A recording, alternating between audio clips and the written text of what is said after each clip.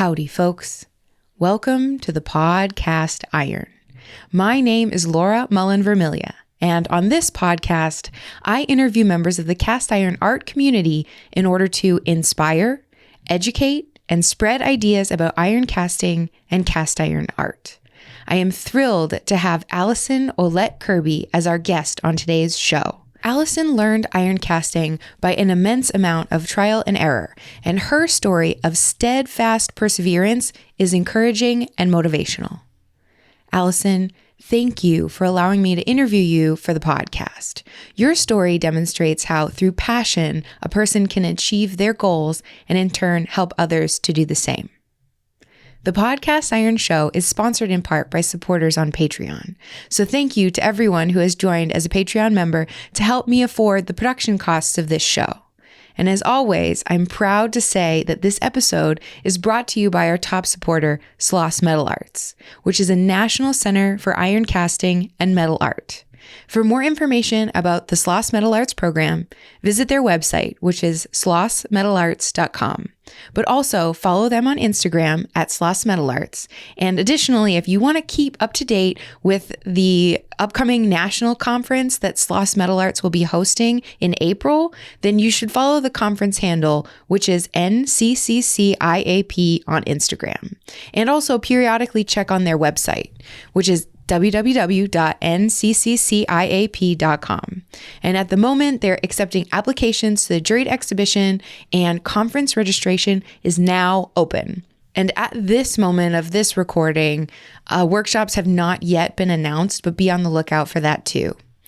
And with all that stuff out of the way, thank you so much for tuning in today, and please enjoy. Alison Ouellette-Kirby, welcome to the show. Thanks for being on today. Thanks for having me.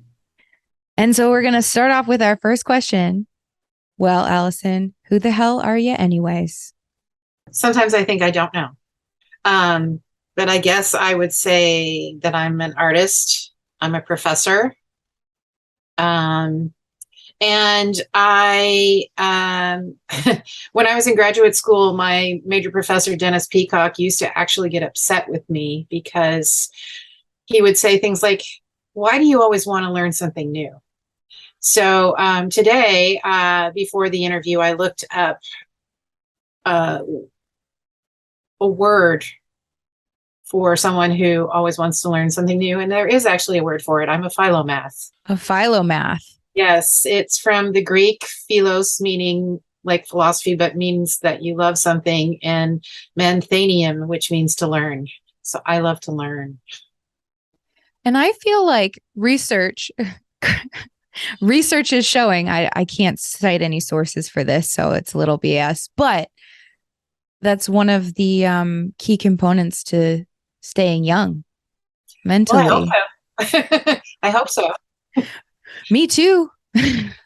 So I guess that's what I would say. I looked up other words. I don't know if inquisitive fits exactly, but I am curious. I do have a thirst for knowledge, but especially to learn how to do more things specifically. So I guess that's how I would say who the hell I am.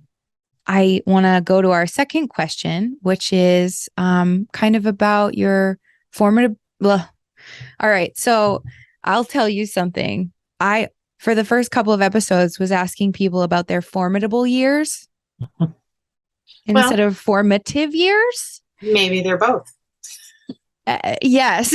And finally, a very, very, very trusted friend of mine sent me an email, and he lives in Australia. And he said, I don't know if it's a dialect difference or something, but I think what you're meaning to say is formative years. And so that's one embarrassing story that I just was like, well, that's now forever on a mistake that I made that's like immortalized in these interviews in the first couple. So anyways, I still almost always stumble on that when I ask the question. Well, I listened to some of your early podcasts and I didn't notice. That makes you feel better. It does make me feel better. Maybe the context kind of helped mask my incorrect diction. But formative years or any like early introductions to art or tool usage or? Well, I'd say as a child, my mother always encouraged my brothers and I to make things. And I don't think it was because she was necessarily encouraging any kind of creativity. I think it was because she was hoping that we would stay busy and be self-sufficient in our play, because she considered herself to be too busy to entertain us. Mhm. So, but I think as a result, what happened is my brothers and I all ended up going into creative fields, and my parents ended up not being happy about that because they were afraid, like many parents are, that we wouldn't be able to support ourselves that way. So it kind of backfired on them. Yeah, that's a My oldest brother is a furniture builder and ship and boat builder, and my other second oldest brother is an actor playwright. And then, I'm an artist. So, yeah, I'd say that was a good old bait and switch by the three of you. Yeah. And then, I listened to a lot of the other people, and they talked about, or some of them talked about really inspiring teachers that they had. And I don't think that I really had that, at least not in elementary school. But what we did have, and granted, this is back in the 70s, elementary school was a whole different thing. Yeah. It was a lot less prescribed, I think. But we had this week when I was in grade 4. And that's the way Canadians say it, not 4th grade. But anyway. Yeah. We had this entire week called Education Week, and every kid in the school got to sign up for something. And every day in the week, you got to try something you never tried before. So one day I played the saxophone, which I've never done again. But one of the things that I got to do that week was do some like clay modeling, which wasn't a part of any of our art classes in school. And I guess I never forgot, not specifically the clay modeling, but being able to try all those things. And the clay modeling was the thing that I liked the most. I grew up, like I said, my mother used to make us draw all the time. If we weren't busy, she'd sit us down with some paper and make us draw. And then as I got a little older, my mother really loved to sew. So I did a lot of sewing. I made a lot of my own clothes and, girl stuff. Yeah. And I say girl stuff only because in our household, my parents were very traditional. I had 2 older brothers, and I always wanted to learn that stuff too, that my dad was doing. So what would happen is on a Saturday, he would announce, okay, we're going to go out to work now. And the boys had to go too. And so I would just get up and follow them. And I would get outside, and my dad would turn around and see me there and say, go inside and help your mother vacuum or something, because what he was doing was not for girls in his mind. So I grew up never being allowed to really touch tools or anything like that. So I did not have a big history with anything like that. And then when I went to high school, my high school was not a school for the arts or anything, but it had a fantastic art program because the principal, who'd been the principal there for, I don't know, 30 years or something, but he loved art. And I also, my father wouldn't let me take art when I first went to high school because he didn't think it was very useful. But I broke him down, and finally, after a couple of years, he let me take it. But it was broken up into a trimester system. So we did 1 trimester of painting and drawing, 1 of printmaking and photography, and 1 of sculpture and ceramics every year. And we did bronze casting in high school. Wow. So those teachers that I had there were pretty great. So then did that help inform your decisions as you were looking at colleges? Well, so no. When I was graduating from high school, everyone asked me what I was going to major in when I went to university. And I said, I don't know, but it's not going to be art. That was literally always my answer. And I think that was because I grew up also with a girl. Her name was Denise. And she could draw anything really fast, beautiful drawings. Mm-hmm. And I always sort of felt like, well, I'm not as good as she is, so then this isn't for me. So that was always my answer. I don't know, but it's not going to be art. I thought maybe I might go into languages and become an interpreter. Mm-hmm. And because I did all that sewing, I was kind of interested in fashion design, but I took a course my first year in university, and a small portion of it was design and the rest was marketing. And I went, yeah, no, I don't want to do this. Mm-hmm. But I did take some art classes at university. I wanted to just say one little thing about what you said about your friend who was really good at drawing. That actually struck a really close chord in my memory and kind of my heart, because I had a friend also in high school who she could draw really well, very realistically. And her older sister was also an artist, and her older sister was at Mass Art in Boston. And I would go over to their house, and they had all of these drawings, like pen drawings, and then colored in with colored pencil, that were framed works of like the older sister. And yeah, I felt like, yeah, I was probably good at ceramics or like crafty things like we would do in Girl Scouts, but I was never as good as those. I just was like, well, I'm not good enough for a long time. Until my senior year, a really great art teacher broke me down and was like, no, you can go to art school and just focus on 3-dimensional things, and you can actually go for jewelry medals. And I didn't know that until he told me that. So yeah, that story of early comparison is probably relatable to a lot of people. Yeah, actually, I went, the whole K-12 with this girl.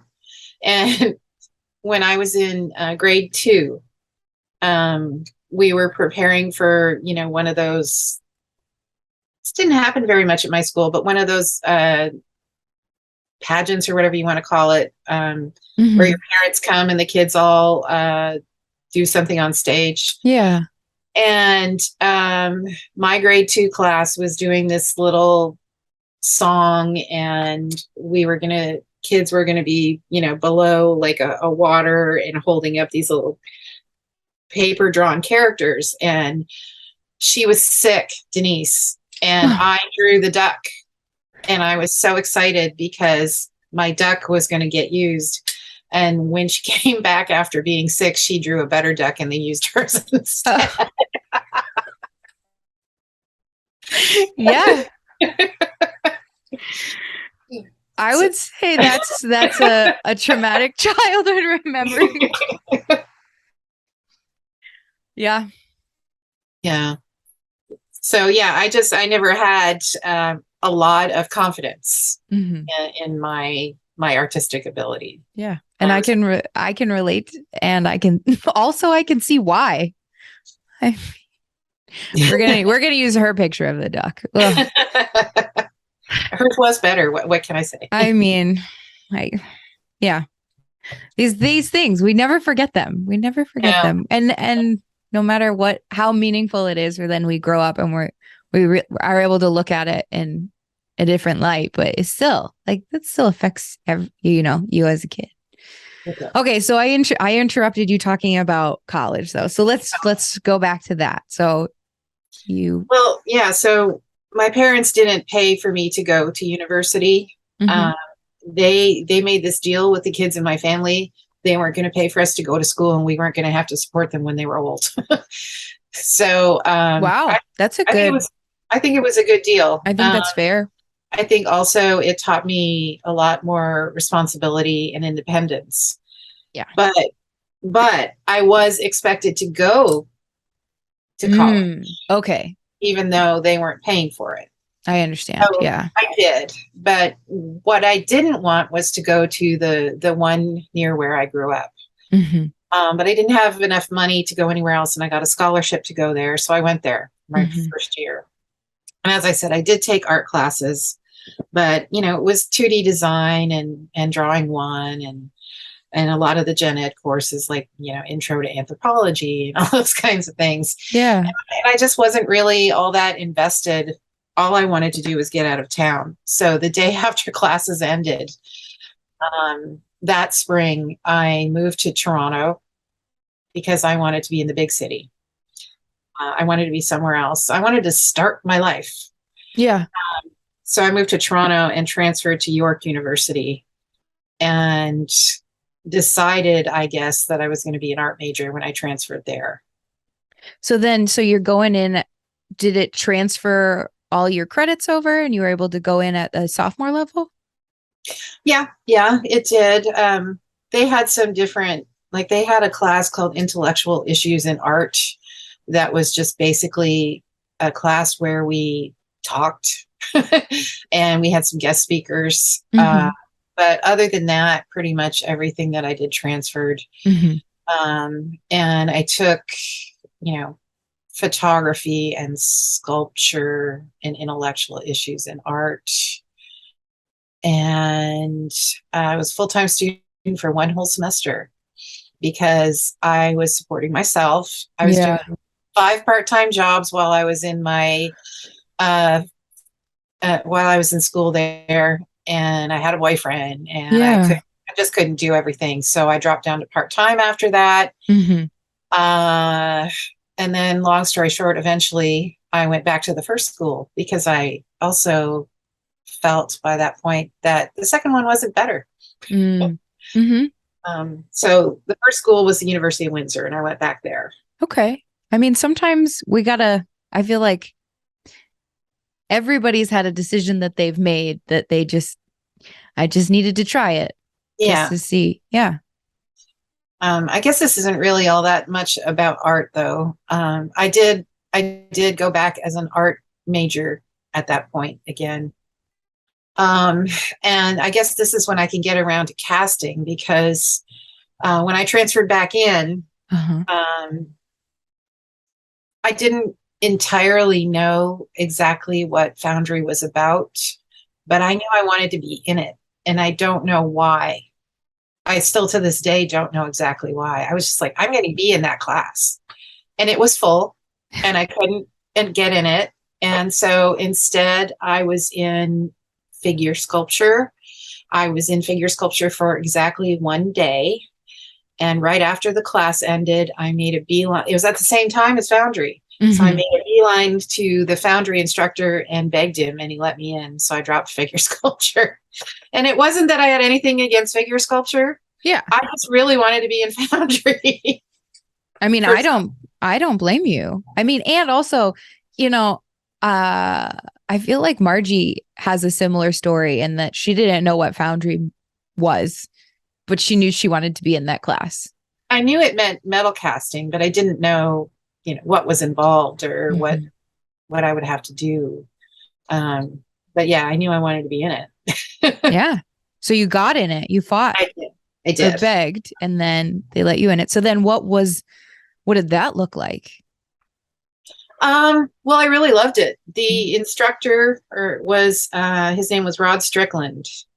And Rod was very sort of systematic at the beginning. He taught us how to make plaster molds because most of the students had never made plaster molds. And then he did a fairly standard assignment where he made us make 5 perfect hollow waxes that we then had to cut up and turn into something else. So for my plaster mold, I brought in what I thought was a pretty nice squirt gun. He didn't tell us we were going to have to cut it up until we had our 5 perfect waxes. And when he told us we had to cut it up, the only thing I could think of doing was turning a weapon into something that seemed to contrast that idea. So I tried to think of the most gentle animal, and I decided on a giraffe. So I made a giraffe out of gun parts, and I still have it. It's my first casting. Wow. And that was in bronze, not aluminum? No, aluminum. Okay. I was wondering. Okay. Yeah. What kind of a mold was it? Ludo mold or? Oh yeah, it was investment. We did not have ceramic shell back then at our school. Okay. Okay. Uh, Yeah, that's when I said Ludo. That's what I meant. Investment. Because you it is, use Ludo I've only done it once. So, yeah. Yeah, our school was all investment. And the thing about it, that too, was we mixed them all by hand. So, oh, no matter how big your investment was, and each student had to pay for their own plaster. So we each had our own bags of plaster squirreled away somewhere. yeah. Um, so there was always a little bit of swiping somebody else's plaster in the middle of the night if you were running out when you were making your mold. Yeah. But we would gate all of our wax, and we were also not allowed to use soldering irons or propane tanks or toothpicks to help hold all the gate system together. So, Rod was very strict about, you learn how to get that wax to hold. Okay. Um, and then we would do a face coat when you flick it. Okay. It is coming back to me. I do remember that. So we would flick the face coat, which was just made of the plaster and the sand. Mm-hmm. And then once the face coat was thick enough, we would do the whole chicken wire tar paper thing. And Yep. Mm-hmm. we would pour in, and we would mix by hand without mixers. And we would add perlite to it. Okay. And some people made some really big molds that way. But Wow. and then also we would it was hard to do by yourself, because we also would hold our wax down in the mold from the top. Oh. And then once it hardened up enough to let go and get your hands out, and once it was solid enough, we would cut the cup in with this modified file and you would stick in like a scoop and then walk around your mold in a circle to make the cup. Oh, wow. Yeah, this is where I'm finding some deviation in the limited experience that I had to what this is. Later I learned there's so much easier ways to do all of that than how I was taught, but I do appreciate the way that I was taught it, because I feel like I'm more versatile about how I do that. Yeah, I would say so. Yeah. It's amazing an experience like that, then you can look at a problem with open eyes instead of but this is the only way that I've ever done it. Yeah, I think it builds your problem solving skills. Yeah, he wasn't a grad student. He must have been fourth year or something, but his name was, I don't know his last name. I just know his first name was Rolly. Anyway, Rolly made all these really big aluminum castings by just, wetting down the sand and making sort of like sandcastle shapes, and pouring metal around it. Uh-huh. And when I started teaching foundry, I would do that on the first day of foundry class. And I remember I had a TA once who said, "You can't do that. You can't pour metal into wet sand." And I said, "Well, watch us do it." Yeah. But I think it was a good basis for foundry.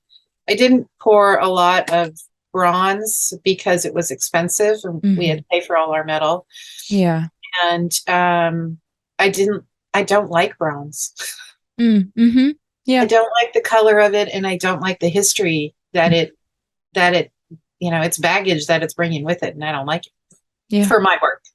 I mean, I'm with you on that. And even on the metal smithing side, I don't like bronze either. I'll pour something. Well, I don't do a lot of small casting, you know that. But if I'm going to cast something small, it's going to be sterling silver, or I just won't. I'll fabricate. Yeah. So I'm with you that bronze, it's just not for, as I'm doing more and more of these interviews, though, I hear that, that same thread coming through is people have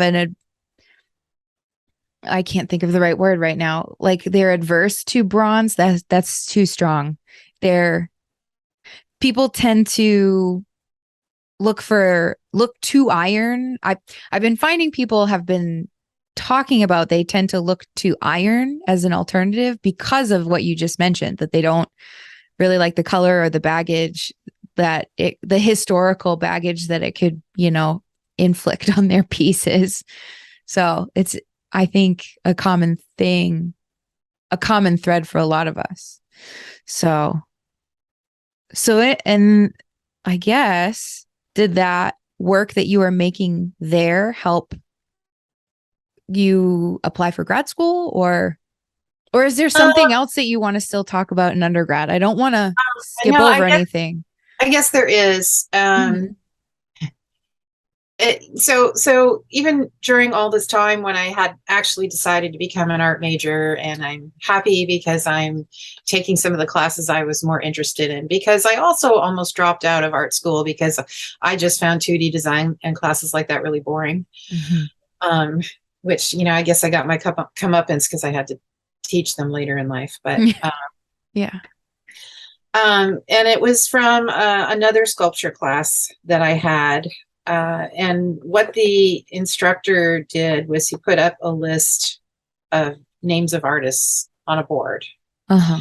And the assignment was we had to make a piece that was inspired by one of these artists. That's the whole assignment right there. Okay. And I think the list had like 54 names on it. And I started looking some of them up. And I didn't want to pick just anybody. And so I ended up looking all 54 of them up. Wow. And can we just pause for a second and clarify to the younger listeners, what did this look up? You just Googled it, right? No, that was going to the card catalog in the library, finding books, articles, magazines, whatever way that I could look them up. I think actually I shouldn't say I looked all 54 of them up, because I think there were 2 or 3, maybe 4 that were more contemporary Canadian artists that really just didn't have much written. So, I looked up all the ones that I could anyway. I suspected that it was hard library, like library hard. You did hard time in the library for that information. Yeah. Our library was 24 hours, so we could, spend as long as we wanted. You could look up. School was also 24 hours. Oh, so, okay, good. Yeah, we could spend all the time we wanted. You could look up 24 artists in a night. Yeah. So, what did that lead to? Well, so as a college professor, I probably would have hated having me as a student, because I was always the student who would sit there and not do much. It took me a long time always to sort of come up with exactly what I wanted to do. And then often it would be like, that last minute rush to get it done. But what happened was I saw a lot of the other students, and I'm not trying to diminish anything that they did, but they were making pieces that looked just like what the artist did, or they were trying to make something that looked just like what the artist did. And I didn't want to do that. I wanted to do something that was inspired by what I looked up, but that was mine still. So what I ended up doing, and the reason why I'm telling you this story is because it's when the light went off in my head that I could be an artist. I ended up doing something that was not based on the way the artist I chose looked, but on something she wrote about it. And the artist was Louise Bourgeois. And it was one piece that was called Femme Couteau, which means knife woman. She actually has 2 versions of it, I think. But she talked about it being a defensive piece. And that just made a light bulb go off in my head. So what I made for my project was a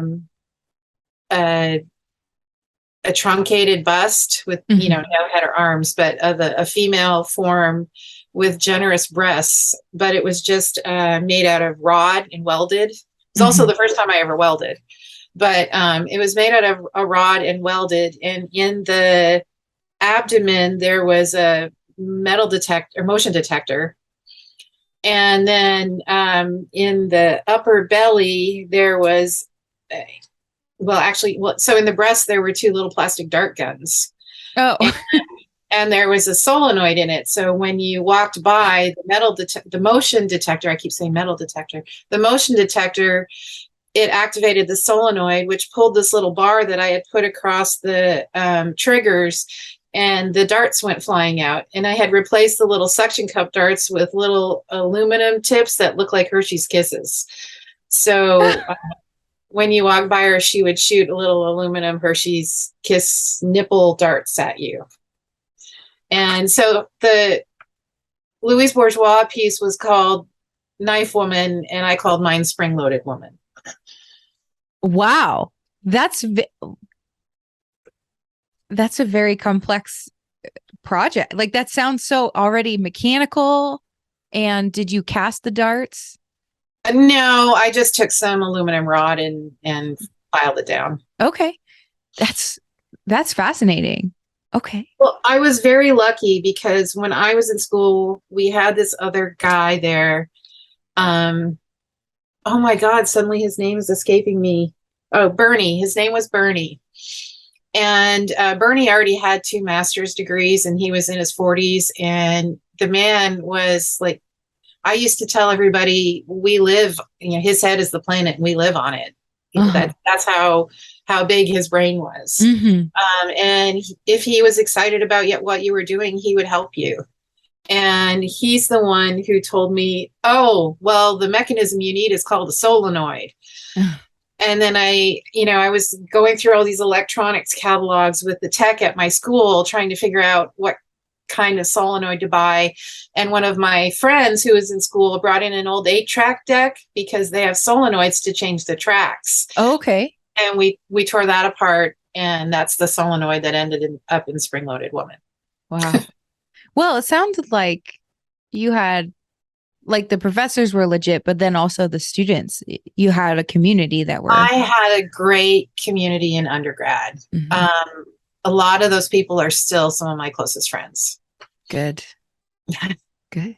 So was that piece part of your portfolio when you applied for grad school? It sounds complex enough to represent you as an artist. It was. My exit show, or whatever you want to call my undergrad. Yeah. My exhibition was called Defense Mechanisms. And I also did a lot of photography, and I had some large scale photographs that were trapeze artists, because I had a boyfriend who ran away to join the circus, but that's a whole different story. Anyway, so okay. So he was the subject of the photos. He was in the photos. Yeah. Okay. So you had access to that type of subject. Very interesting. Okay. And then somehow, to me, and I could never articulate how, but it made sense to put these photographs with these sculptures, and Spring Loaded Woman was one of them. So I made 3 other sculptures, and the other ones were just made of wire, and they were female forms again, and they were in provocative poses. And one of them, and they all had motion two of them had motion detectors. So one of them, when you got too close, there was a little bit of heater coil in the breast, and the breasts would start glowing red hot. What I learned from that was a little bit more about electricity, because I didn't know that if you have like a space heater and it's got, so much coil that it runs on 110 volts, that if you cut it down to this much coil, you need a transformer because it's going to need less power. And so I learned that the hard way during that project. And also in the exhibition, I had to stand there throughout the exhibition with a pair of pliers, and I had to keep running back over because it would sort of light on fire, just a little flame, and then go out. And I'd have to keep running over there and reconnecting it. Yeah. But, I guess that was part of the experience. I think so. Yeah. I had another one that would just kind of scream bloody murder when you got too close to her. And then I had one other one that I'd put a little motor that, I ended up putting a fan on it. but it Okay. was the fan that I made myself. It was a really crude little fan, and it had a fan in its head, and the piece was hanging, and it was just made of wire, so it was all see-through. So the fan was in its head, and when the fan was spinning, it made the whole thing jiggle. Yeah. And yeah, and just somehow all of this made sense to me together. And I remember my major professor, Bill Law. I loved Bill so much. He just kind of couldn't see where I was going with it until he walked into the show and then saw it and said, I get it now. And that meant so much to me. Bill, to my mind, was a really great professor because he actually didn't show me how to do that many things. It was how he talked about work. And I remember having sort of a creative block, and he just came to class the next day with 3 books for me to read. And he said, read these. One was a children's book about a duck named Fup. One was some poetry of Charles Bukowski. And the third one was a book called The Infernal Desire Machines of Dr. Hoffman. And he could not have picked a better book for me. Yeah, he was pretty important to my undergrad world. But there wasn't a whole lot of casting for me after the actual foundry class, but I still wanted to do more. Okay. But I've never considered myself to be a sculptor who's just a caster. Most people that I interview it's similar. It's just casting or casting iron, because that's what the podcast is right, like focused on. But, you know, a lot of people, they feel like it's an element in their body of work or that it's an element that they use in their body of work in the same way that they would use any other material. But yeah. Yeah. And I never had any exposure to iron in Canada at all. Well, I feel like I am still, as I'm doing this project, working out the timelines of all of these things. But it sounds like at that time, it would have still been pretty early on in the cast iron art movement.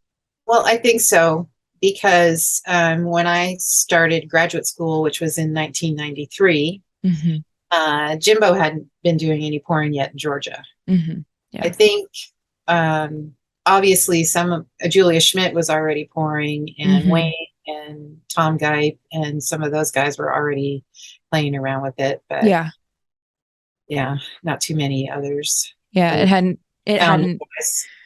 hadn't spread as widely yet, but it's a lot. I mean, it's a lot of information. I feel the more I talk to, and I'm going to be interviewing actually Wayne coming up in maybe a week and a half, but I'm very excited to hear his side of the story, or, I'm very interested to hear how it started. But the more I talk to people, especially people like when I was talking to David Jones, and he was saying that he felt like he had really helped UGA finally get it.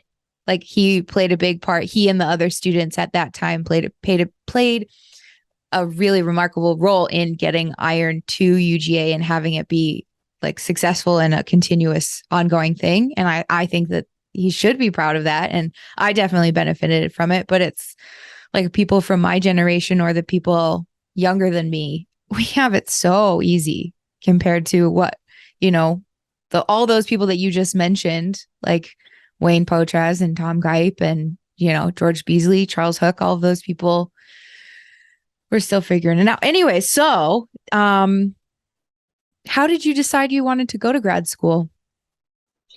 Well, I think that's an interesting question, only because nowadays you hear so many people ask other people why they want to go to graduate school. And a lot of times you'll hear people say, well, if you don't want to teach, there's no reason to go.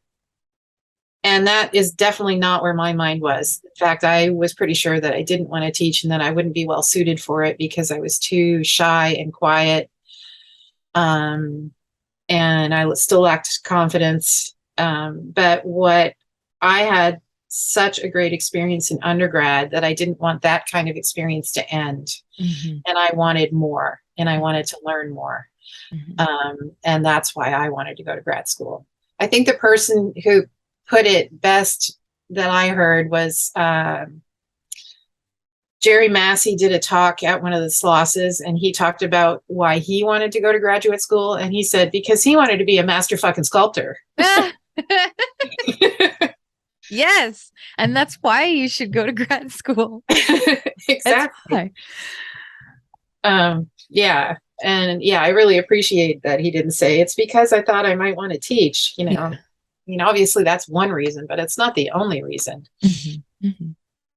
But, you know, for me also in 1993, it was hard to find out about programs. And in Canada, there were only 8 graduate programs in all of Canada at the time. I think there's 10 now. Okay. But there was only 8. Mm-hmm. And it was a pretty well understood thing that they didn't really accept anyone straight out of undergrad. They wanted you to go out and live a little life and try to be an artist before you went to grad school.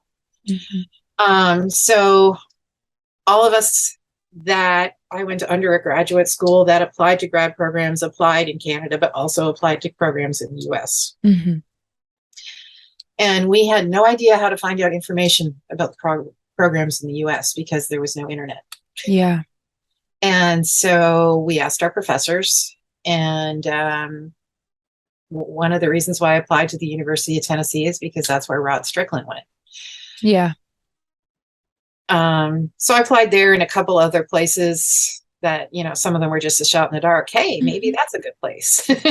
But I got into the University of Tennessee, and I have to say that I think the main reason that I got in was because of Leanne Mitchell. Because and yeah, elaborate on that. You've told me this in a private conversation, but elaborate on this. Leanne, at the time that I applied, was the assistant to the University of Tennessee Sculpture Tour, which was a revolving 2-year outdoor exhibition.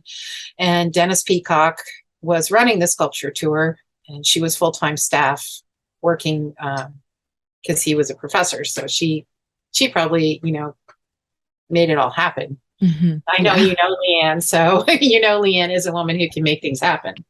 If anybody's going to make it happen, Leanne will. Yeah.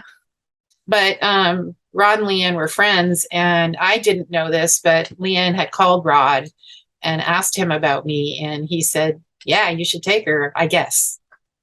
And so I got into the University of Tennessee. And when I went down there to visit... Wait, I have to clarify something. Did he say, I guess, or... No, I was saying, I guess. Okay. I guess that's what he said. I'm not sure. I wasn't privy to the conversation. Okay. I was like, well, that was kind of, I don't know if I like him as much if he said, yeah, you should take her, I guess. Okay. No, so you were saying, I guess that's what he said. Okay. I mean, I think so. Yeah. And so when I went down there to visit to finally check it out, Leanne let me stay with her. She drove me everywhere, showed me everything. Helped me with everything when but the thing was that the summer before I started at the University of Tennessee, Leanne and Jimbo got married, and Leanne left and moved to Georgia. So she was gone when I got there. Mm-hmm. And I do think that she's the reason why I got into the program, because there were 4 sculptors in the program then, and they all made large welded outdoor things. And I made my philosophy at the time was I won't make anything I can't carry on the bus. Mm-hmm. And so I would, when I first started in grad school there, I'd make things that were, you know, tabletop size. Mm-hmm. And I remember Dennis saying to me, well, that's fine, but when are you going to make it big and put it outside? It's a maquette. Or if he really wanted to kind of insult me, he would say it's jewelry. Because he, you know, he thought everything should be large, welded outdoor. I shouldn't say that. He didn't think everything should be, but that's what he was encouraging me to do. Yeah. And I remember thinking at the time, I don't know why they accepted me into this program, because they saw what I did in my slides. Mm-hmm. Well, I think that a lot of us can probably relate when I say that grad school isn't everything coming up roses. No. You know, they're trying to, a good program will try and shake you. But shake everybody. but I think probably maybe Leanne was a little bit excited about me more than the professors were. That's um, fair. That's fair to say. Yeah. yeah. So yeah, it was a little rough for me. I was also only the second female grad student they ever had in sculpture at UT. Mm-hmm. The first one was Karen Beal, and she was just 1 year ahead of me. So it was pretty new for them to have girls Mm-hmm. Yeah. in it. Yeah. Especially at that time, Yeah. I think. Well, the 90s doesn't seem like it's, the dark ages, but in some ways it was. Yeah. I mean, we still sometimes see stuff like that even in the 2020s, but it's amazing how things ebb and flow and circle back around. And so you're there. Yeah. And what was it like going in? And Even though they didn't really seem to, I don't know how to put it other than they didn't really seem to understand what I was doing. Mm-hmm. They didn't give me a hard time about my skills. I had a graduate teaching assistantship, and the first week I was in there, I was taking apart the combination sander because it wasn't working right. Mm-hmm. And I had to figure out how to fix it. And I had no idea how to fix a piece of equipment like that. But I figured it's not working. What am I going to do? Break it worse? Yeah. Yeah. Which of course I could have, but it turned out that it needed a new belt. But I didn't even realize I was so naive at that point about fixing equipment that I didn't even realize you could just replace a belt. So I actually made a new little harness for the motor so that I could move it down so that the belt that was a little stretched would work properly again. Wow. Getting a new belt because I didn't know. But yeah, I got it fixed and made it work. And they made me TA for the welding class because I had one welded piece in my slides. Yeah. And then I TA'd in Foundry, which of course was what I really wanted to do again. Mm-hmm. And UT had a wonderful foundry.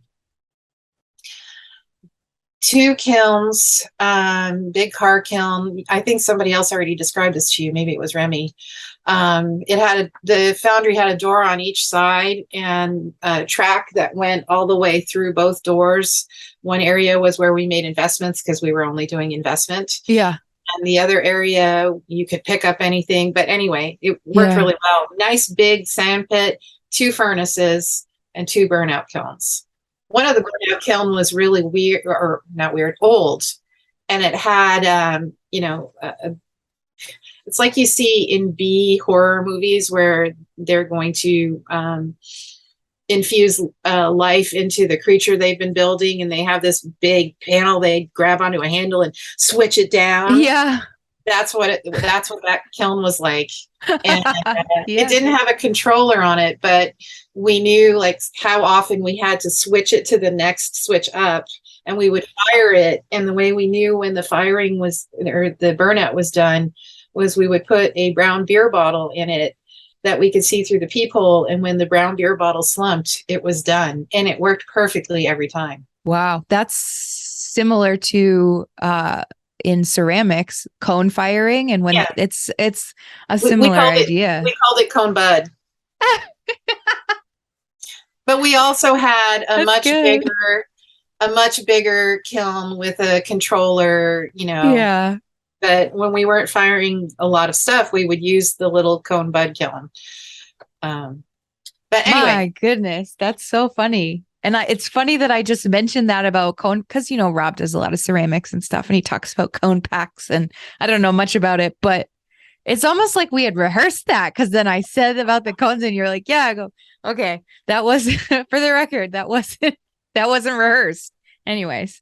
But anyway, yeah, at UT, I really loved teaching foundry. And even though we were still just doing investment, there was a grad student who'd been there a few years before me who I never met, but I know his name was Kent Breeding.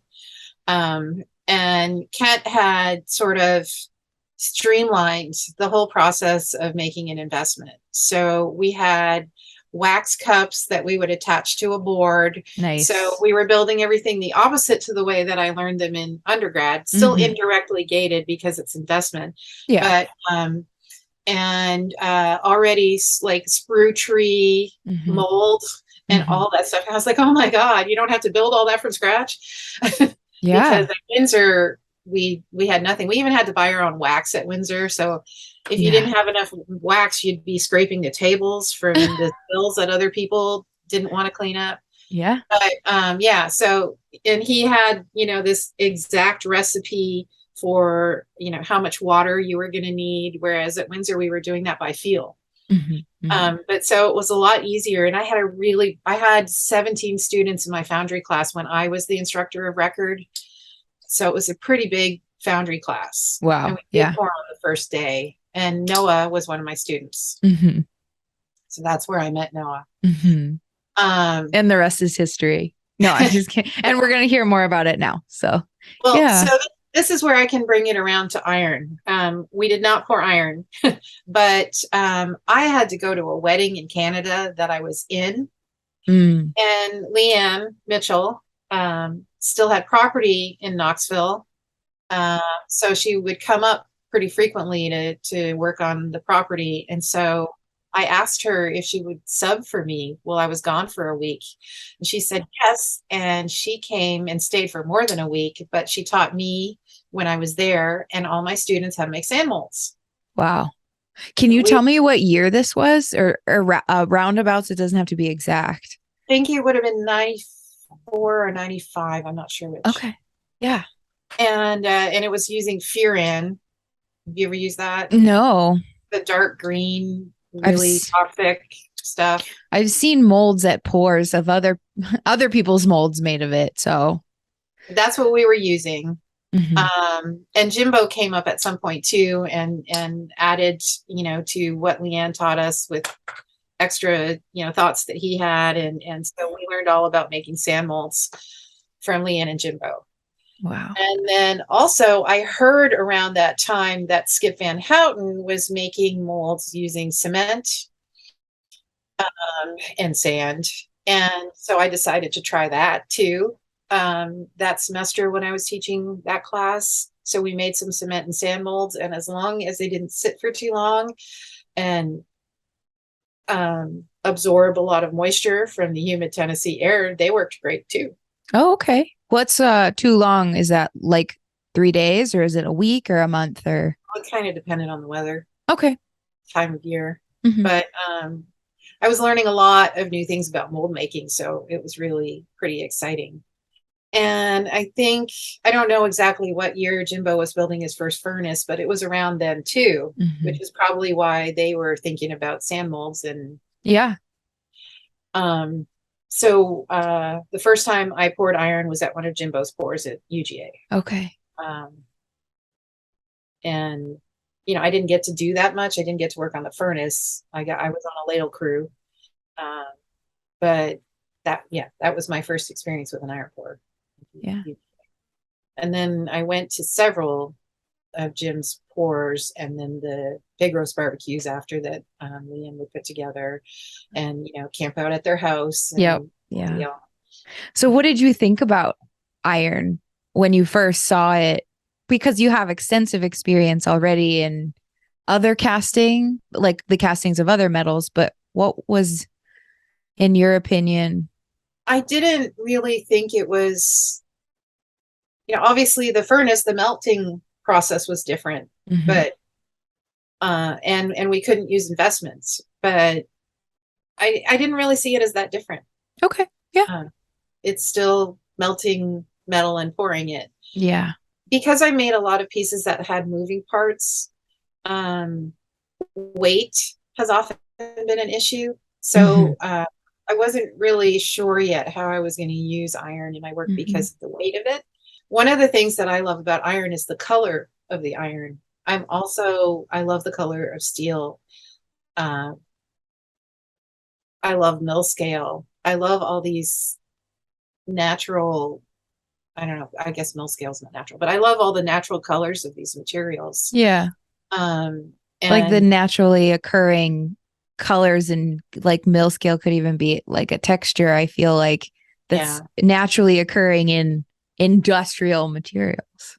It always frustrates Noah because obviously it's really hard to keep that, especially without putting a finish on it. And and I always want it to stay the way it is before the finish is on it. And I also, when I was in grad school, went to a pour at UK. And I think it was one of Jack Gron's early pours. And it's interesting, I think, too, because I didn't realize it at the time because I'm a quiet, shy person and I wasn't there with my professor. So meeting people at the pour wasn't all that easy. But I realized later that David Lobdell was there. Matt Eaton was there. But I didn't meet them at those pours. But there was a lot of people that are still in the community. That we're very close with now. And I'm also kicking myself because when I was in graduate school, because I liked casting and everything, when the 1994 first conference at SLOS happened, Dennis Peacock came down to sculpture and handed me a flyer and said, "You should go to this." And I looked at it and I was like, "Oh, I don't know. All by myself?" I didn't know. And I'm kicking myself that I never went, but I could have, I guess. I mean, those types of, I'm, dealing with similar. So I just rectified one. There was, I had a ride out to go to the Western that was at Laramie in Wyoming, and I didn't take the ride. But this time at this past Western that we were both just at, I took the ride. I mean, I called him up and was like, "Will you give me a ride to this Western?" And that, of course, was Bob Rogers from Memphis. And so, but I mean, we can't, it's kind of, I feel where you're coming from, but it's also like, you've been at plenty other, Noah and I went to SLOS in 1999. Okay. All right. We're right there. Just the two of us. We didn't go with the school. And that's where I met Margie and Matt Toole and Andrew Marsh, because we ended up pouring with them on a crew. I'm not a furnace builder. Noah decided he wanted to build a furnace. And I was teaching already in the full-time position I still have, which is at a community college, as you know. And so at a community college, you end up with beginners all the time because they're 2 years and out. And I think Noah was still in grad school then, and WashU was not at that time, and it still isn't, but much of a foundry school. But we wanted to pour iron. So Noah built a furnace based on some plans from a book, I think by a guy named Stuart Marshall. And we decided that we wanted to build a 6-inch cupola because we wanted something that we could do just the two of us, everything. And the biggest problem, though, with the 6-inch cupola was not, 6-inch cupolas are really hard to run, but the bigger problem was that design from that Stuart Marshall book had no slag hole. That's... So, and we started running, and this is also so I started working indoors at the City Museum in Art City part-time, making art with children, which is funny because I've never liked children much. But it was through that Noah got his job at the City Museum. And then it was through that we started pouring every weekend at the City Museum. Oh, I completely forgot until right now. I just went to, they had a anniversary party, and there's photos of an iron pour in their collage. And I'll show you them later. But that might have been Andrew. It could have been anybody, because the thing is, the photo is like any typical photo, and it drives me nuts. I've talked to you about it privately. Like every single not iron caster photographer takes photos of just the metal going into the mold. Yeah. And not any of the people. So you're right. It could have been anybody. But anyways, Well, yeah. But so Noah and I, it was just him and I doing it every weekend. Mm-hmm. So I was teaching, he was going to grad school. We'd spend all our extra time during the week making scratch blocks. Mm-hmm. Because, our plan was we were just pouring scratch blocks and we were going to make a fence for the city museum. Oh, yeah. Files. But it was impossible to keep up with that. And we would pour quite a few every time before the furnace bridged, which it did every time because we didn't have a slag hole. Mm-hmm. So we learned a lot about running a furnace from that, but also Matt and Biz were very helpful to, and again, I'm not the furnace builder, but they really helped us to understand why it was all going wrong. Mm-hmm. And Leanne and Jimbo also were all really helpful for us because, we had no example of how to build a furnace. We had some plans from a book and that was it. And we were going from there, like a lot of other people have done. Yeah. So yeah, once we realized that furnace design just, it wasn't too good, we stopped pouring every weekend at the City Museum, but also because it was a lot of work. Mm-hmm. But we were doing it with just the two of us and it was fun. And then Noah built another furnace and then he built another furnace. Mm-hmm. Mm-hmm. So, yeah. Each one better than the last? Well, each one bigger. Mm-hmm. The one we like to run the most is the one that, when we line it, it's a 12-inch and then after a while it's a 14. Yeah. But that one always screams and we always get good metal from it. The 16-inch, we had trouble for a while because I don't think we had a strong enough blower. So that was another learning process for us. Mm-hmm. When I got my job at the community college that I'm at, there was no foundry there. Mm-hmm. And casting to me was a really important thing to teach students and what I love to do as an activity. And so I really wanted to bring this to my students. And since we didn't have a foundry and the administration of the college made it very clear to me that I was never going to get a foundry, I said, okay, we'll pour iron. So Noah and I had a yearly iron pour at the college and Rob was one of my students. Yeah, I was wondering if we were going to get around to, I don't know, maybe we'll tell it at the end though, but so for everybody that's listening, my husband had Alison as a professor when he was at this same community college. And so he learned iron casting from Alison before I even ever was at the University of Georgia or had any exposure to iron casting. So it's a very interesting little sub story, but I don't want to steal your thunder from, because this is your story, but that's actually one of my favorite stories, or it's one of my favorite little details to tell. Because a lot of times now people ask me, oh, does your husband pour iron? And I'll say, he's actually been pouring iron longer than I have been.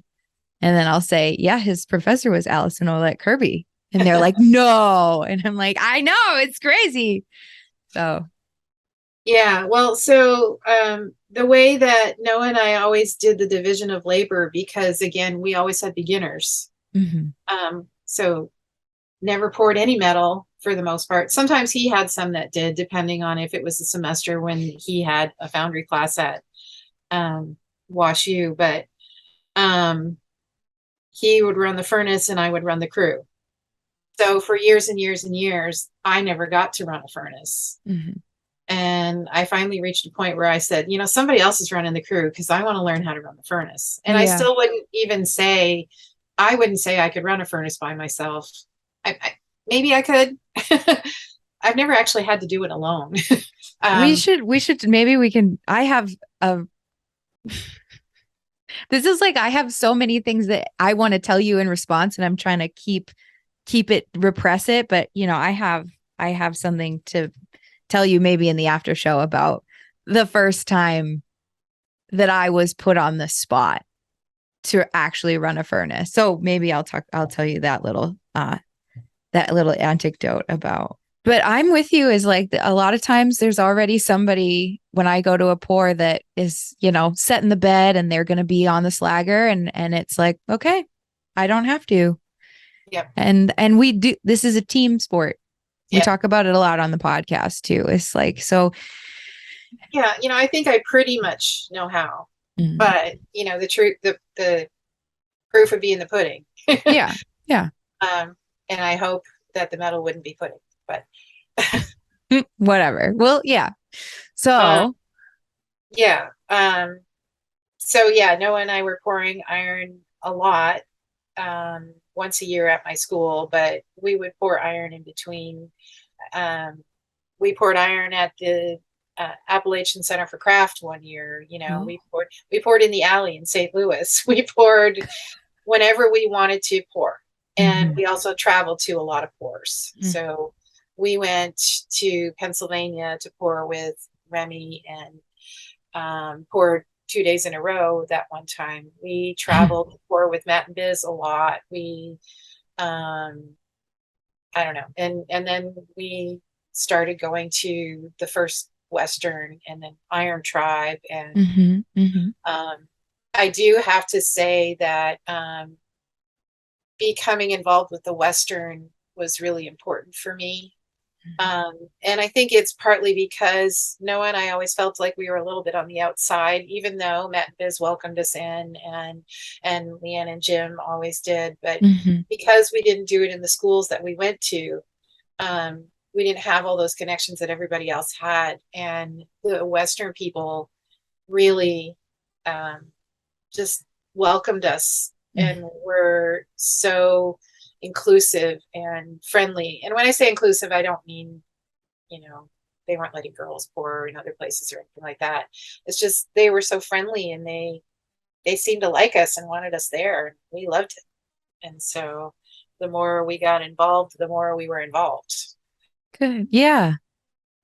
And I just went to the Western in Vermilion, South Dakota. I mean, that. I guess I'm just telling the people that are listening, but it was fantastic. I've only been to 3 of how many have there been now? 7? No, I think that's 8 or 9. Oh, wow. Okay.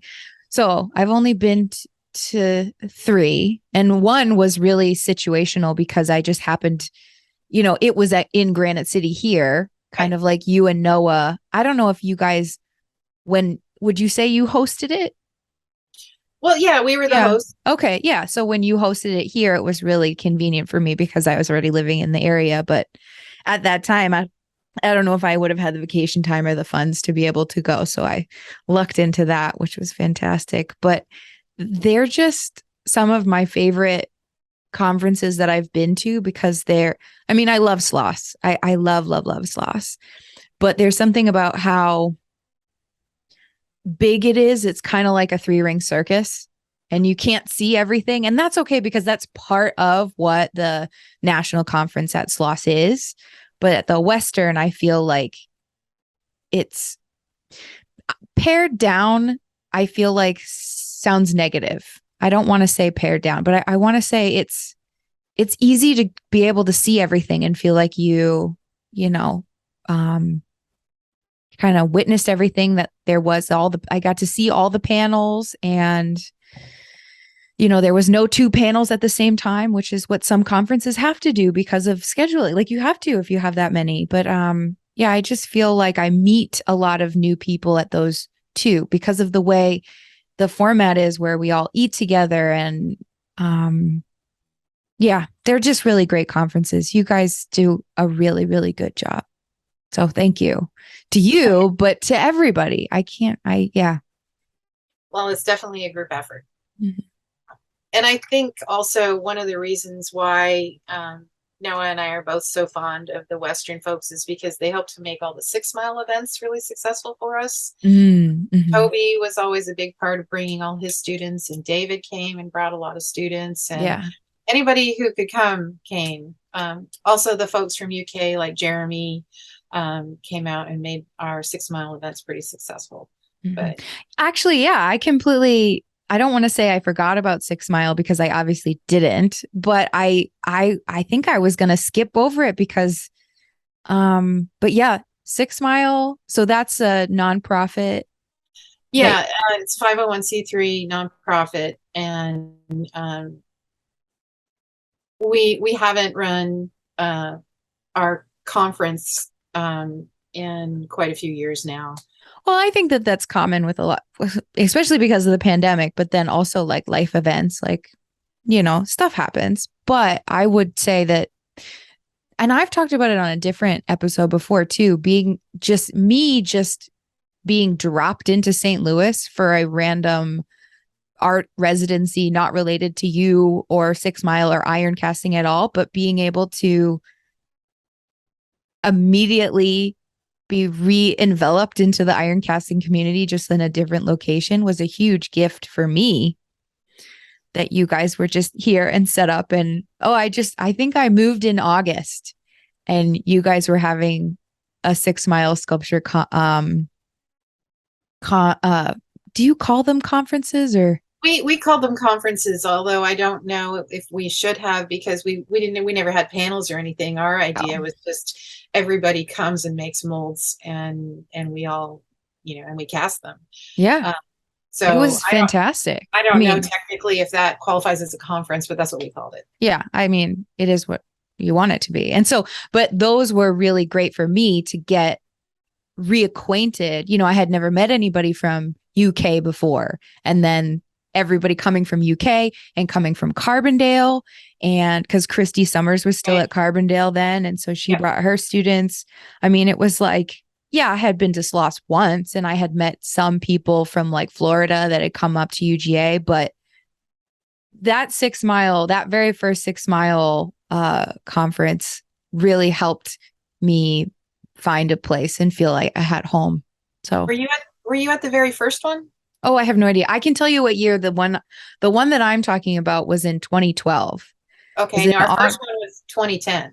So Okay. So yeah, I mean in 2012 when I was at that first conference, or well, I shouldn't say it like that, like in 2012 at that conference, which was my first one, to me it seemed like you guys had been doing it for years because like you had everything. I don't know, from an outsider perspective, I felt like everything was.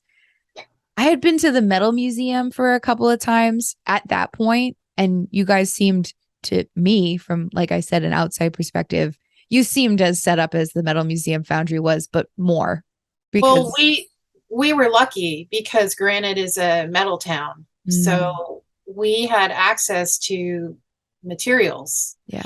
And that's why we decided to have the conferences, because we were like, we got access to all this, let's share it.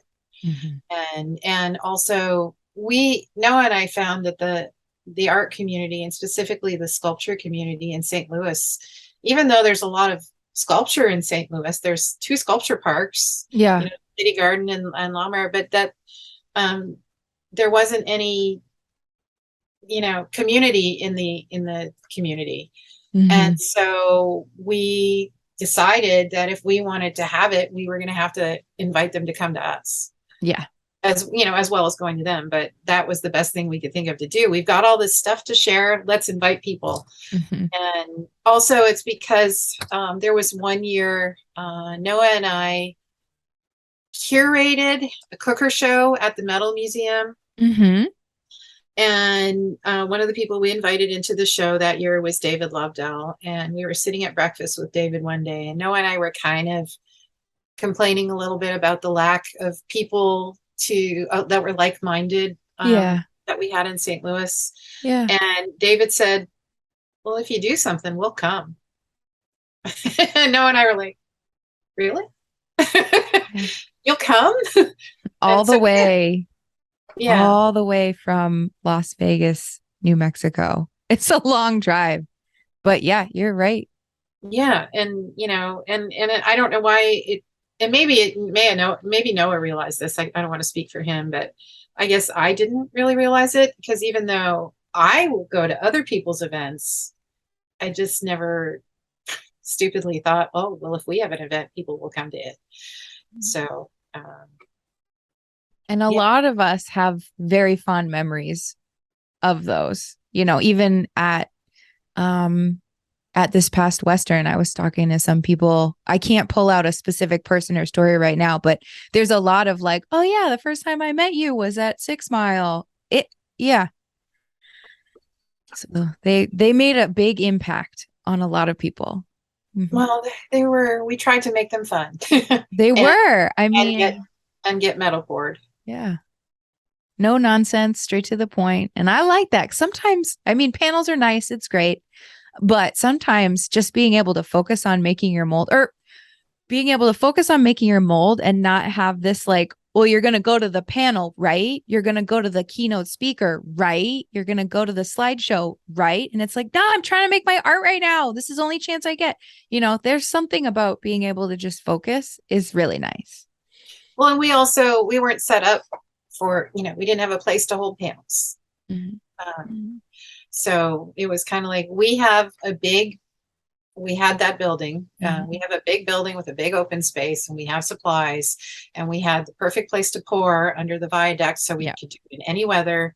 Yeah. So we just said, let's play to our strengths and do what we can do. Yeah. And it was a great time. And finding places to have a little exhibition was always kind of problematic for us too. But I remember you being able to put it together in like maybe an old church or something. I remember. Well, the Western was in a building that was called church, but the 6 Miles, there was one show in a community center. Mm-hmm. One was in what used to be the YMCA, but is now an apartment complex. Mm-hmm. I don't even know where else we did, but yeah, the show was always like, where are we going to do this? Mm-hmm. But by the time we did the Western, we didn't have that great building anymore, but we had the resources for places for panels and talks and exhibitions, but no place to make the molds. So we had to do them all under tents. But it worked out really well. I mean, the tents were beautiful and they were right next to the pour site. It's good. It worked out really well. We're just lucky we didn't get too many more people because we wouldn't have been able to handle it. Yeah, but I think that, everybody that was supposed to be there was there. Yeah. So as I've been doing these interviews, now that we've kind of gotten to maybe like where you are today, I didn't want to miss this question of why do you use iron in your artwork? Because I feel like sometimes I end up missing asking the artist or missing asking the guest. So I just wanted to make sure I took the time to ask you why iron in your artwork. Well, I think for me, that's a hard question because I don't think that I specifically use iron for its, for any, conceptual reason about, iron or blood or, earth or any of those things. Mm-hmm. I think for me, the question is not why iron. The question is why not iron. Oh. And I think also, though, there are other reasons. I already mentioned that I like the color. Yeah. I like the cost. That's a good reason. And like everybody always talks about, the community is a big part of it. But, I'll go to iron pours without a mold. But when I make something in iron, I don't sit there and look at the piece and say, this has to be iron. It can't be poured in aluminum or it can't be poured in another metal. It's just the way I decided to do it. And I don't feel like everyone has to have a bigger reason than that necessarily for why they chose iron. I agree with you too. I think that, especially we're not in grad school. I think in grad school, that's a big thing. Why are you using iron? Why does it have to be? But especially like once you get out of grad school, I think I was just going to say, I also think nobody when you're in grad school, if you decide to pour something in bronze, nobody ever says, why bronze? Yeah, that's a good point. I just feel like it's implying a hierarchy of metals that I don't think exists. Mm-hmm. I don't think bronze is the art material, and I do understand that iron has an industrial heritage, but uh, I, bronze has a Greek heritage, or Yeah. whatever, that's what we think about in art history. But, I don't think it's necessary to have a specific reason other than that you like the material, like making it that way, or like the color of it, or yeah, I don't know. And personally, as an artist, an iron casting artist myself, I'm relieved to hear that because I have no idea why. I'm like really glad that I didn't go to grad school. Like I did iron in grad school, but my body of work in my MFA thesis show was not any iron at all. It was just like a side love that I had. And I didn't actually make really a body of work until I was in St. Louis and you and Noah let me make sand molds in your studio in the evenings. And then I took those, and so I never really nailed it down myself. So, Well, and I don't think anyone has ever looked at one of my pieces and asked me, why did you cast that in iron, as mhm, opposed to bronze or aluminum? mhm. People might be asking that question rhetorically, but no one has ever come up to me and said that. Mhm. I feel like now is a good time for us to talk about anything that you have that is hot on the horizon. Well, after I read all your questions, I wrote down a couple things. Mm-hmm. So Noah and I have been asked to do some collaborative work for a show at the Sheldon. Oh, cool. Yeah. So they asked us to do an indoor exhibition, but also, have you ever been to the Sheldon? I have for a concert once. And I guess we should say for our not regional St. Louis people. So it's a concert hall. And a gallery museum. Okay. Yeah. So the concert hall's on one side and the galleries are on the other side. Okay. And there's a little walkway between, Mm-hmm. and one side of the walkway is all windows and looks out on the road, and the other side of the walkway is all windows and looks on this tiny little outdoor rectangular space in between the two, the concert hall and the galleries. Okay. Like a court, And like a little yeah, courtyard yes, sort of. exactly. Okay. But you're looking down on it from the second floor. Oh, And okay. they like to put some sculpture in there. Mm-hmm. And so they asked us to do a collaborative sculpture to go in there. And I don't know if it's still in there, but the piece that was in there when we looked at it was a ceramic piece. And it's a perfectly nice ceramic piece, but you had to look down on it. Mm. So Noah and I are hoping that we can pull this off. But there's a full wall of windows on the walkway, and then on the gallery's side, there's a big full wall of windows. So I said to Noah, it's like a fish tank. Ooh, yeah, it is. So we want to make a fish that will be raised up to the height of the second floor and will move. All right. So we don't know exactly what the date for that's going to be. Mm-hmm. Yeah. But so yeah, we've got those hot on the horizon. Yeah, that sounds like challenge accepted by you and Noah. And then the other thing that's hot on the horizon for me is retirement. That's wicked hot. Yeah. So I'm really looking forward to it. I'm looking forward to getting to make stuff, getting to learn more about making stuff, new things. I'm excited about that. And I'm excited about leaving teaching. Yeah. And man, do you deserve it? I have to say, I have had the honor of not teaching alongside you, but I guess I should come clean with everybody that's listening. So Allison gave me one of my first teaching jobs, let me teach 3D design at her school. And when you let me teach 3D design, and also you let me teach jewelry metals, besides teaching jewelry metals, For subbing for me, yeah. I would sub for you. Well, probably every time you subbed for me, I was probably going to an iron pour. Yeah, yeah, yeah. But it meant a lot that you at least let me sub for, like, that you let me sub for you, and that I could flex those muscles even if it was subbing. So thank you for that. Sure. And so I've seen you teach. I mean, obviously you taught my husband in his in his infancy years, or well, when he was young, I think.